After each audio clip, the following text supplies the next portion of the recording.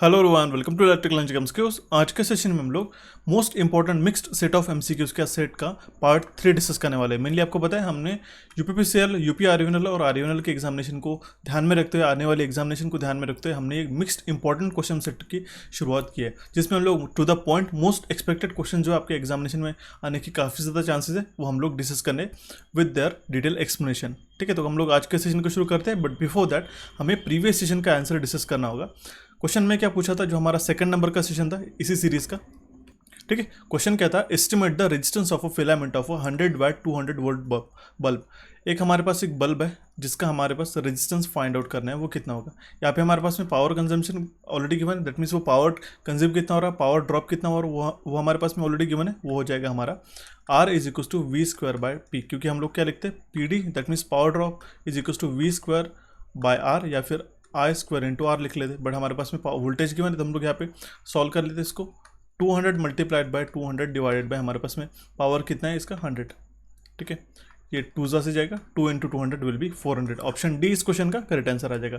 और इस क्वेश्चन का करेक्ट आंसर दिया है उन टॉप 10 स्टूडेंट्स के नाम है Pankaj Rajput, Tarannum Bano, Rahman's tutorial, Dipankar Dutta, Vijay Sevta, Harsha Gupta, Rahul Kinalkar, Snehal Gulane, Verma sir and Saurabh. तो shout out to you guys, जो द टॉप 10 स्टूडेंट जिन्होंने इस क्वेश्चन का आंसर हमें सबसे पहले कमेंट बॉक्स में मेंशन किया है। और अगर आप भी चाहते हो कि आपका नाम मैं नेक्स्ट सेशन में लूँ, सेशन को एंड तक देखना होगा। सेशन के एंड में जो भी मैंने आपको क्वेश्चन पूछा है उसका करेक्ट आंसर आप हमें कमेंट बॉक्स में मेंशन कर सकते हो। I have received around 60+ comment in the previous session. तो आपको जल्दी से जल्दी सेशन को एंड तक अच्छी तरीके से देखना है डिटेल में।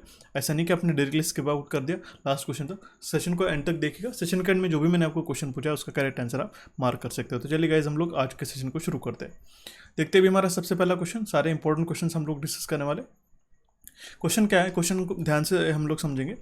इन a relation to a synchronous machine which of the following statement is false. मैंने आपको बताया था हम लोग ये इस टाइप के क्वेश्चंस काफ़ी करने वाले, क्योंकि मैंने आपको जिस तरीके से पीजीसीएल का जो एग्जामिनेशन देखा है, आपको एक विच of the following is invalid not, ये वाले क्वेश्चन ज़्यादा पूछे जा रहे हैं, जिसमें हमारे पास में 3 जो ऑप्शन रहते हैं वो करेक्ट रहते हैं और एक इनकरेक्ट रहता है। बट हमें इसमें काफ़ी दिक्कत जाती है, क्योंकि आपको पता है इसमें 3 आपको करेक्ट आंसर ऑलरेडी गिवन रहते हैं और एक इसमें ढूंढने के लिए काफ़ी थोड़ा सा दिक्कत हो जाती है। तो उसी को ध्यान में रखते हुए हमने ये क्वेश्चन आपके सामने प्रेजेंट किया। क्वेश्चन क्या है हमारे पास में, सिंक्रोनस मशीन से रिलेटेड इसमें से कौन सा इनवैलिड है, फॉल्स हमें फाइंड आउट करना है। पहला स्टेटमेंट क्या है, in a salient pole machine the direct axis reactance is greater than the quadrature axis reactance. ठीक है, that means X D is greater than X Q. ये होता है क्या साइलेंट पोल मशीन में, ये स्टेटमेंट करेक्ट है। ठीक है, नेक्स्ट अभी हम लोग मूव ऑन करते हैं सेकंड स्टेटमेंट की ओर। Damper bar helps the synchronous motor in a self starting. ठीक है, क्योंकि आपको पता है synchronous machine is not self starting, आपको कुछ अनदर मीन्स से इसको सिंक्रोनस स्पीड पे रन कराना पड़ता है। तो डैम्पर बार हेल्प करते हैं इसके सिंक्रोनस स्पीड पे सिंक्रोनस मोटर को सेल्फ स्टार्ट करने के लिए। ये भी स्टेटमेंट हमारा करेक्ट है। नेक्स्ट हमारा क्या स्टेटमेंट है, short circuit ratio is the ratio of field current required to produce rated voltage on open circuit to the rated armature current. ये स्टेटमेंट इनवैलिड है गाइस, ध्यान में रखिएगा।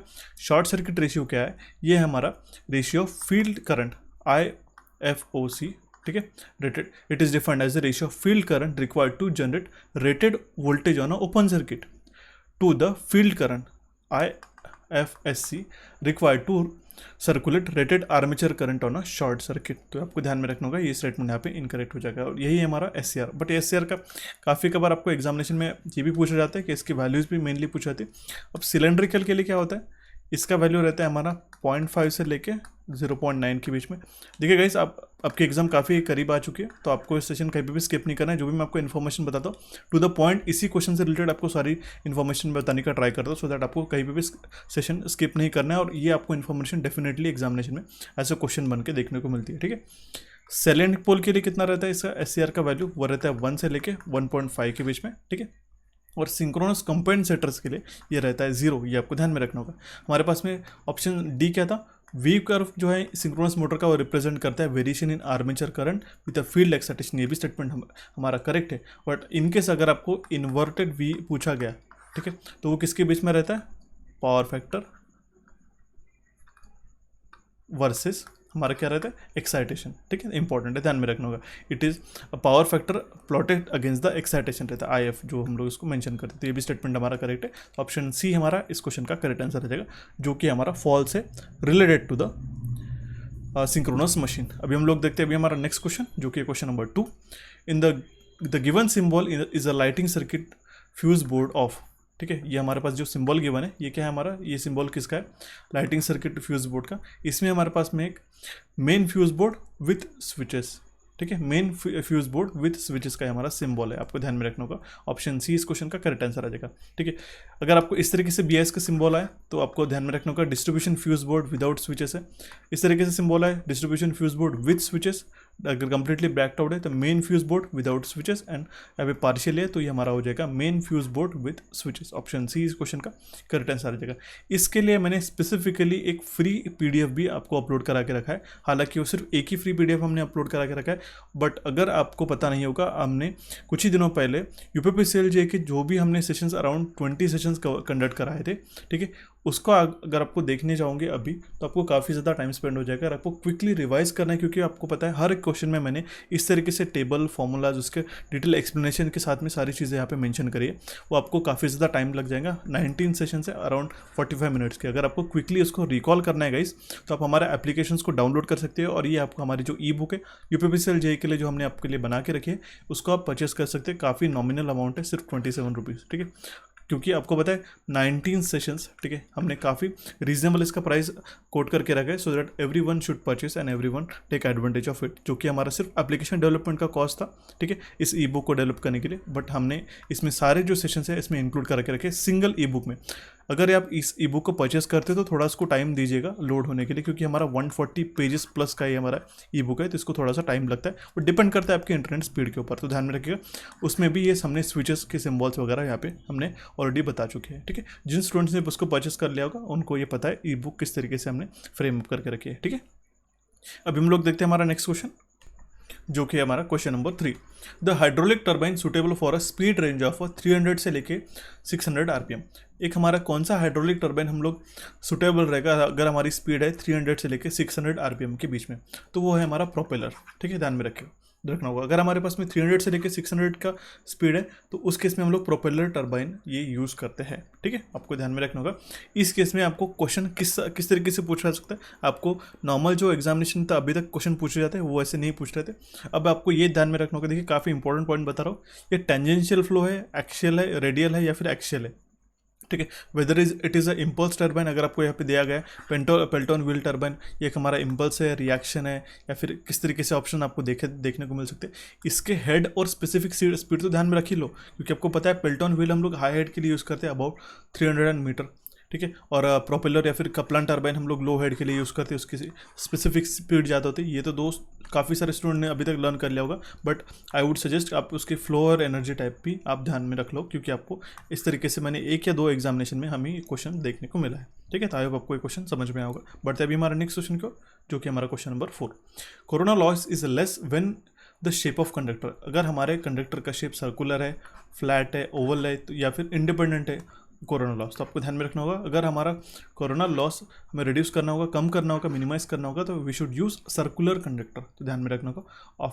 ऑप्शन ए इस क्वेश्चन का करेक्ट आंसर आ जाएगा। ठीक है, ये कुछ सर्टन कंडीशंस में क्या होता है कि लोकलाइज इलेक्ट्रिक फील्ड एनर्जाइज हो जाती है उस कंडक्टर के उस कंडक्टर के इर्द गिर्द, तो हमें कोरोना डिस्चार्ज यहाँ पे देखने को मिलता है। इसके लिए स्पेशली सेशन मैंने ऑलरेडी अपलोड करा चुका हूँ, इसका जो फॉर्मूला है उससे हमने एक 10 से 15 मिनट का सेशन ऑलरेडी एक्सप्लेन करा दिया, वो आप जाके देख सकते हो। ठीक है, अगर उसकी लिंक नहीं मिली तो मुझे आप कमेंट बॉक्स में स्पेसिफिकली मांग सकते हो।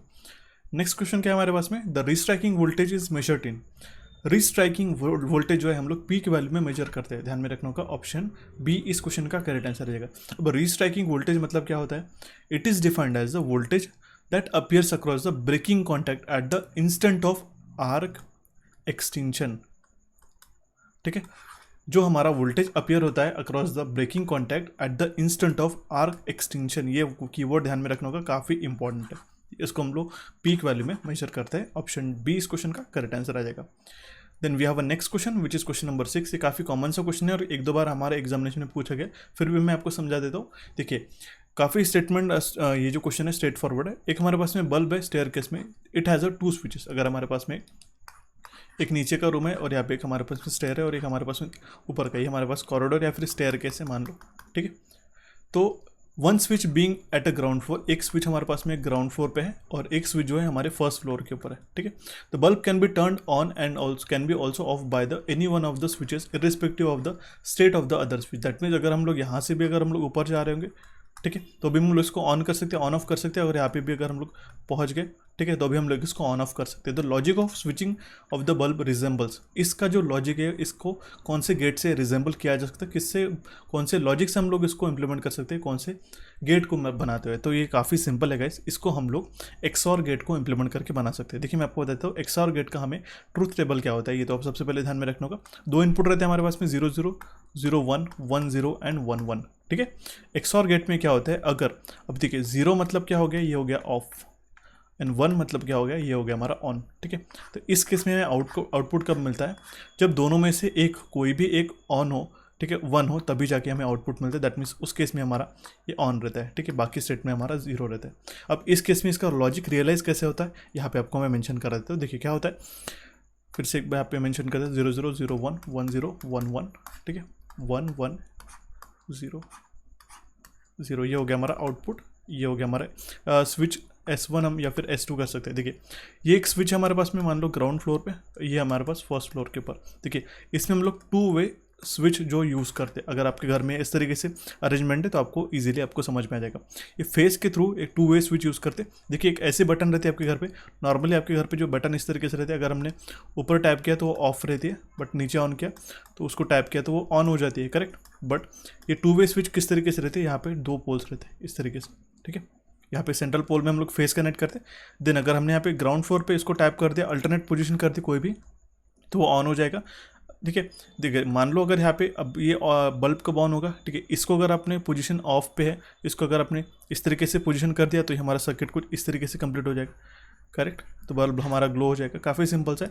अगर ऊपर जाते हो आप फर्स्ट फ्लोर पे, अगर आप पहुंच जाते हो स्टेयरकेस से, इसको आप टैप कर देते हो अपर साइड में, तो ये हमारा डिस्कनेक्ट हो जाएगा। काफ़ी सिंपल सा लॉजिक है। आई होप ये क्वेश्चन समझ में आएगा।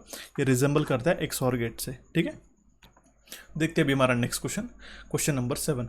इस क्वेश्चन के लिए हमने पर्टिकुलरली इस स्लाइड को ब्लैक आउट करके रखा है, ठीक है, आपको ध्यान में रखना होगा।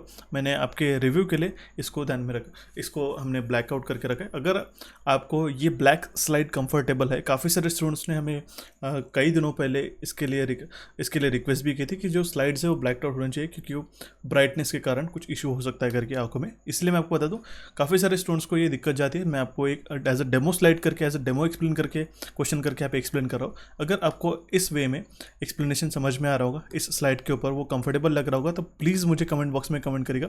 2 से 3 स्टूडेंट्स ने भी मिनिमम कमेंट किया तो भी चलेगा, बट आप आपका रिव्यू ज़रूर देना कि क्वेश्चन नंबर 7 में जो जिस तरीके से हमने ब्लैक प्लस इन्वर्टेड में हमने क्वेश्चन सॉल्व किए, वो आपको ईजिली समझ में, आंखों को किस तरीके से लगे। मैं आपकी कन्वीनियंसी के लिए ये चीज़ें करा रहा हूँ।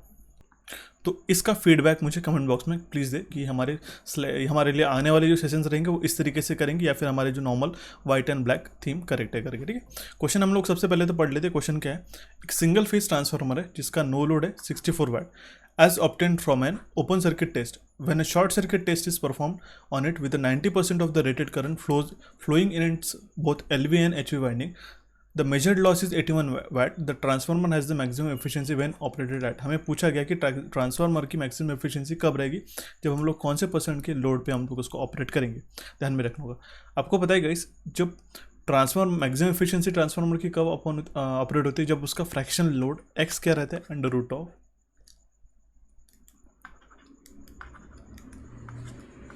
Root of P I upon P C U full load, ठीक है। ये आपको रहता है, ध्यान में रखना। P C U full load हो गया हमारा, दैट मीन्स कॉपर लॉसेज हो गए फुल लोड पे, और पी आई हो गए हमारे आयरन लॉस,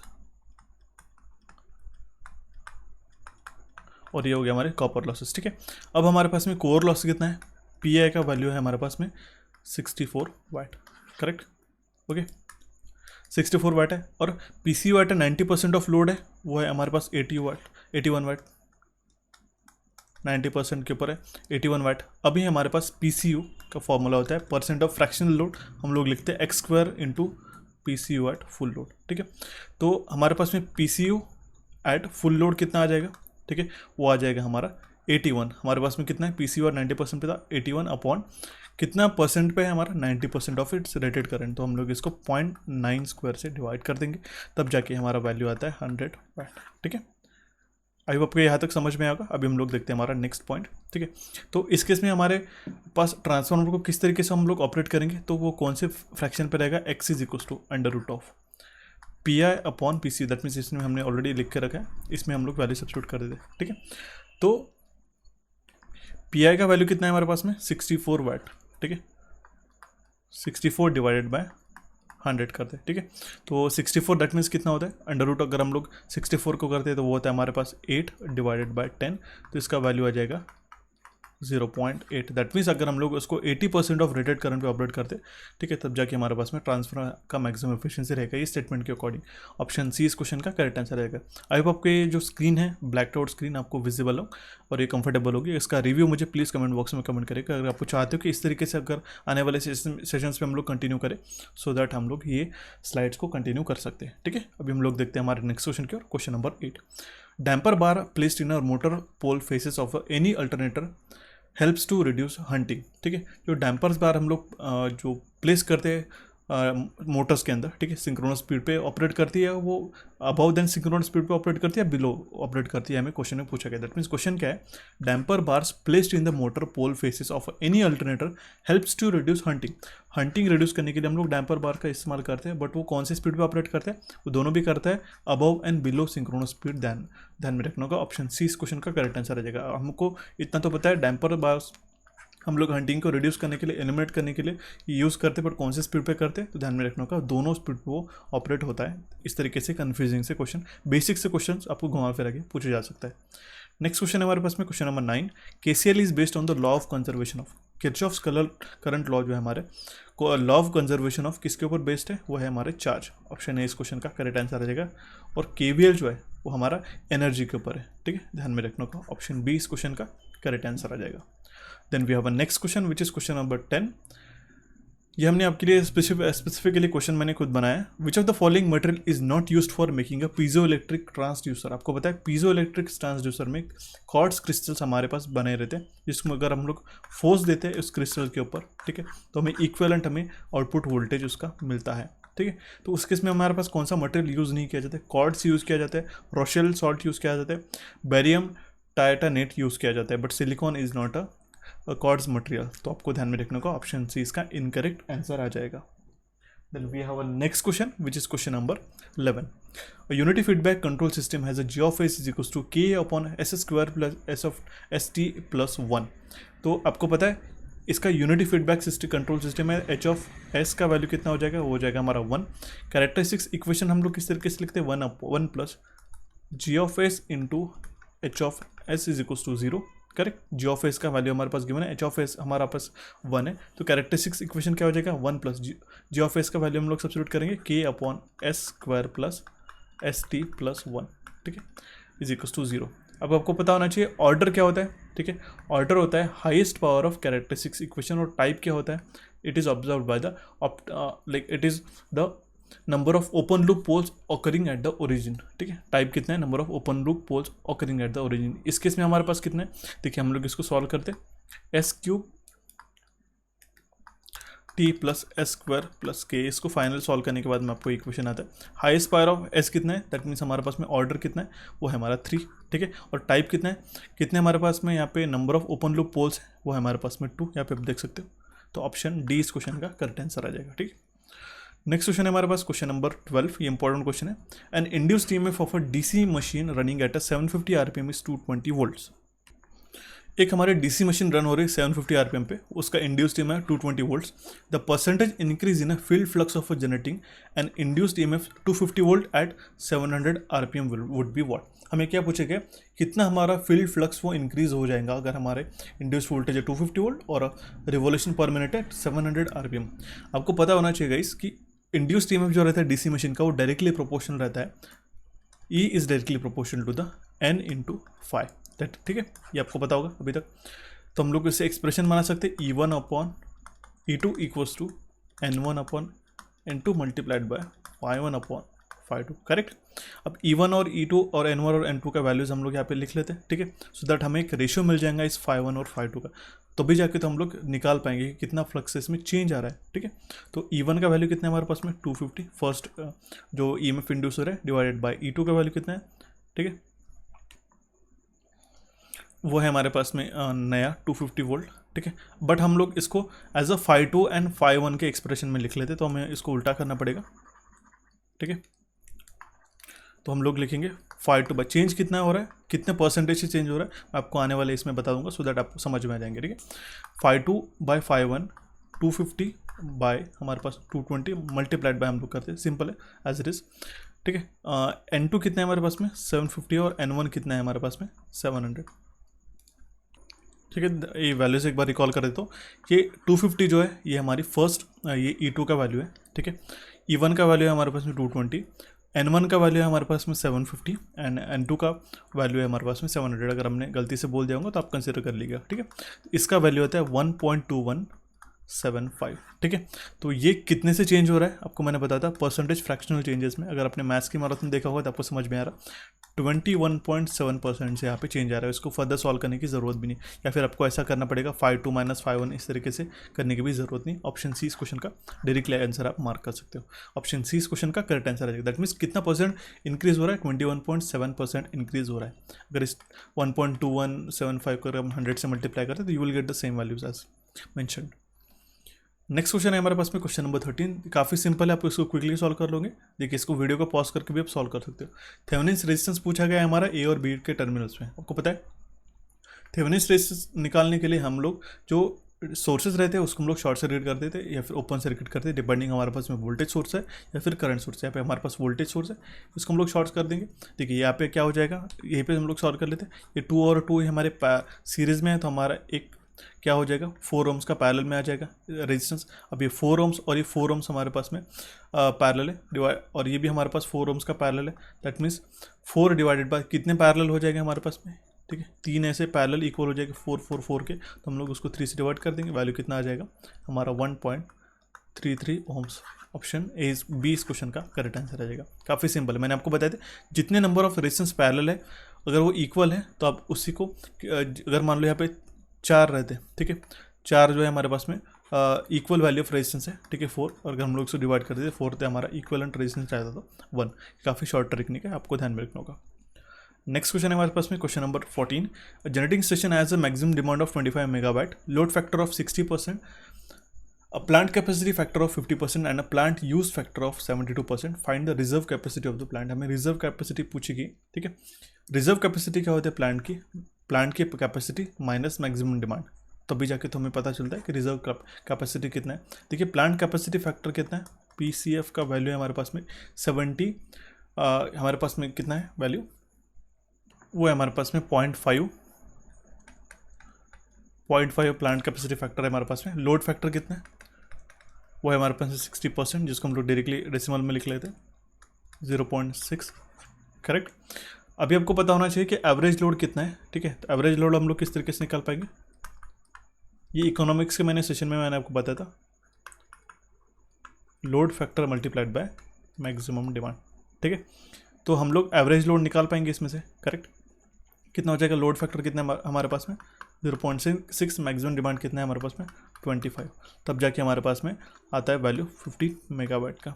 ये क्या हो जाएगा हमारा एवरेज लोड, ठीक है। अब आपको पता होना चाहिए कि इसमें से हम लोग रेटेड प्लांट की कैपेसिटी कितनी है वो भी हम लोग निकाल सकते हैं। वो हम लोग किस तरीके से निकाल पाएंगे, rated plant capacity will be equals to average load divided by plant capacity factor. आपको ये फॉर्मूला आपको पता होना चाहिए, प्लांट कैपेसिटी फैक्टर का ही क्या होता है कि average load upon rated plant capacity. But हमने रेटेड प्लांट कैपेसिटी को यहाँ लिख लिया और प्लांट कैपेसिटी फैक्टर को यहाँ लिख लिया क्योंकि हमारे पास में वो गिवन है, ठीक है। तो वो कितना हो जाएगा, एवरेज लोड है हमारे पास में 0.15 और यहाँ पे आ जाएगा 0.5, तो इसको हम लोग डिवाइड कर देते हैं 0.5 से, तो हमारा वैल्यू आ जाएगा 30 मेगावाट, ठीक है। तो हमारे पास में रेटेड प्लांट कैपेसिटी आएगी 30 मेगावाट और हमारे पास में मैक्सिमम डिमांड कितने 25। इसको अगर हम लोग सब्सट्रैक्ट करते हैं तो हमारे पास वैल्यू आएगी 5 megawatt as a reserve capacity of the plant. ये आपको ध्यान में रखना होगा। ऑप्शन बी इस क्वेश्चन का करेक्ट आंसर आ जाएगा। Then we have a next question, which is question number 15. To protect the thyristor from a high dV by dt, dash is used in a dash with the thyristor. Thyristor को हम लोग high DV by D T से protection करने के लिए एक RC circuit use करते हैं, जो कि पैरेलल में हम लोग कनेक्ट करते हैं उसके, ठीक है। तो ऑप्शन यहाँ पे ए जो है इस केस में करेक्ट आंसर रहेगा। High D I by D T I तो हम लोग इसको इंडक्टर कनेक्ट करते हैं, ध्यान में रखना होगा। ऑप्शन ए इस क्वेश्चन का करेक्ट आंसर आ जाएगा। Then we have a next question, which is question number 16। Which of the following is not a permanent magnet alloy. इसमें से कौन सा परमानेंट मैग्नेट अलॉय नहीं हमें पता करना होगा, ठीक है। तो जनरली ये सिलिकॉन आयन है हमारा, ये परमानेंट मैग्नेट अलॉय नहीं है, आपको ध्यान में रखना होगा। हार्ड आयन, कोबाल्ट और nickel is a type of permanent magnet alloy. Option A इस क्वेश्चन का करेक्ट आंसर आ जाएगा। Then we have a next question, which is question number 17, which is very important. इसमें से ऐसा एक क्वेश्चन डेफिनेटली पूछा जाता है, ठीक है। As a resistance in electrical circuit is analogous to, ये क्वेश्चन हमने खुद ने फ्रेम अप किया, ध्यान में रखिएगा। जिस तरीके से रेजिस्टेंस इलेक्ट्रिकल सर्किट में एनालॉगस रहता है, ठीक है, मैग्नेटिक सर्किट में रेजिस्टेंस जो रहता है इलेक्ट्रिकल सर्किट में वो एनालॉगस है रिलक्टेंस का मैग्नेटिक सर्किट में। जिस तरीके से अब हम लोग लिखते हैं R is equals to V by I, ठीक है, ये हो गया हमारा रेजिस्टेंस इलेक्ट्रिकल सर्किट का। उसी तरीके से ये एनालॉगस रहता है रिलक्टेंस के बराबर, जो कि मैग्नेटिक सर्किट में, जो कि हम लोग एक्सप्रेस करते हैं। दैट मीन्स हमें क्या पूछा कि रिलक्टेंस जो है हम लोग कौन से यूनिट में एक्सप्रेस करते हैं, वो होता है हमारा ampere turns per weber. Option A इस क्वेश्चन का करेक्ट आंसर आ जाएगा। ये चार्ट काफ़ी इंपॉर्टेंट है और इसमें से हमने देखा है एक क्वेश्चन हर एक एग्जामिनेशन में, जब से हमने ये सेशन ऑलरेडी अपलोड कर चुका है, हर एक एग्जामिनेशन में एक क्वेश्चन ऐसे देखने को भी मिलता है। ये अगर आपने सेशन नहीं देखा हो, काफ़ी दिनों पहले, 1 साल पहले हमने अपलोड कर दिया था, ये सेशन आप जाके देखिएगा। हालांकि यहाँ पे वैल्यूज जो है यहाँ पे मेंशन कर दिया आपके लिए। ऑप्शन ए इस क्वेश्चन का करेक्ट आंसर आ जाएगा। Then we have a next question, which is question number 18। ये भी क्वेश्चन हमने आपके लिए फ्रेम अप किया है। इस तरीके से घुमा फिरा के क्वेश्चन आपको एग्जामिनर पूछ सकता है। The zero and positive temperature coefficient materials are dash and dash respectively. Zero temperature coefficient मतलब क्या होता है, जिसका रेजिस्टेंस जो है वो टेम्परेचर के साथ चेंज नहीं होता है, ठीक है। पॉजिटिव टेम्परेचर कोएफिशिएंट मतलब जो टेम्परेचर बढ़ा तो रेजिस्टेंस भी बढ़ता है। तो इस केस में आपके एग्जांपल्स क्या हो जाएंगे, जीरो टेम्परेचर कोएफिशिएंट के हमारे एग्जांपल्स रहते हैं constant time, but positive temperature coefficient के हमारे पास में एग्जांपल्स कौन से रहते हैं, मेटल्स। आपको याद आ रहा होगा, तो हमारा मेटल कार्बन है क्या, नहीं, ये हमारा कॉपर है। ऑप्शन बी इस क्वेश्चन का करेक्ट आंसर आ जाएगा। आपको ध्यान में रखना होगा what is positive temperature coefficient, negative and ना जीरो टेम्परेचर कोएफिशिएंट, आपको ये ध्यान में रखना होगा। मैग्नीन भी इसका टाइप है हमारा जीरो टेम्परेचर कोएफिशिएंट का। Then we have a next question, which is question number 19। The peak factor of a triangular, ये एक क्वेश्चन डेफिनेटली बनता है काफ़ी कबार एग्जामिनेशन में। The peak factor of a triangular wave is what, triangular wave का peak factor होता है 1.732, ध्यान में रखना 1.732, जिसका वैल्यू है √3 के बराबर, ठीक है। ये चार्ट ध्यान में रखिएगा, पॉज करके इसको पढ़ सकते हो, ये ऑलरेडी मैंने हमारे ई बुक में आपको दे चुका हूँ। Then we have a next question, which is question number 20. Which of the following transistor configuration is used for a impedance matching? इसमें से impedance matching के लिए कौन सा ट्रांजिस्टर कॉन्फ़िगरेशन हम लोग यूज़ करते हैं, तो वो है हमारा CC, that means common collector. आप देख सकते हो, it is use for a impedance matching. और कॉमन इमीटर जो रहता है, जो कॉन्फ़िगरेशन रहता है हमारा ट्रांजिस्टर का कॉन्फ़िगरेशन, वो हम लोग उसमें फेज शिफ्ट रहता है बिटवीन इनपुट एंड आउटपुट। ये भी हमारा काफ़ी कबार एग्जामिनेशन में ऐसा क्वेश्चन पूछा जाता है, it has a phase shift between input and output of 180 degree. आपको ध्यान में रखना होगा। ऑप्शन बी इस क्वेश्चन का करेक्ट आंसर आ जाएगा। तो ये थे गाइस कुछ 20 इंपॉर्टेंट क्वेश्चंस आपके आने वाले यूपीपीसीएल और यूपीआरएल के एग्जामिनेशंस के लिए, ठीक है। नेक्स्ट सेशन के लिए मैं आपको क्वेश्चन छोड़ के जा रहा हूँ। क्वेश्चन का करेक्ट आंसर आपको हमें कमेंट बॉक्स में कमेंट करना होगा। कोई भी दिक्कत आती है तो आप हमें टेलीग्राम चैनल पर मैसेज कर सकते हैं, कोई भी रिक्वेस्ट आती है तो, ठीक है। जो मैंने आपको ई बुक बताया, सच सच आपको राजस्थान जीके के लिए अगर आपको प्रिपरेशन करानी होगी तो कोचिफाई चैनल के ऊपर हमने काफ़ी अच्छी तरीके से ई बुक प्रेजेंट करा के रखे। हमारी दोनों भी एप्लीकेशन डाउनलोड करके रखिएगा।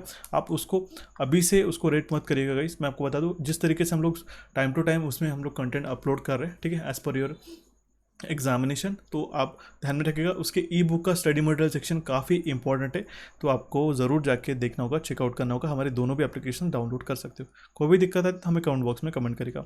इस सेशन को आपके दोस्तों के साथ शेयर करेगा। हमारे चैनल कोचिफाई और इलेक्ट्रिकल इंजीनियरिंग एमसीक्यूज को यहाँ पे आप क्लिक करके अभी सब्सक्राइब कर सकते हो। टेलीग्राम की लिंक यहाँ पे डिस्क्रिप्शन बॉक्स में मैंने गिवन रखी है और चैनल की भी लिंक्स यहाँ पे आपको डिस्क्रिप्शन बॉक्स में मिल जाएंगी। दोनों भी सेशंस को अगर आपको देखना होगा तो यहाँ पे आप क्लिक करके देख सकते हो। So guys, thanks for watching this session. Have a nice day.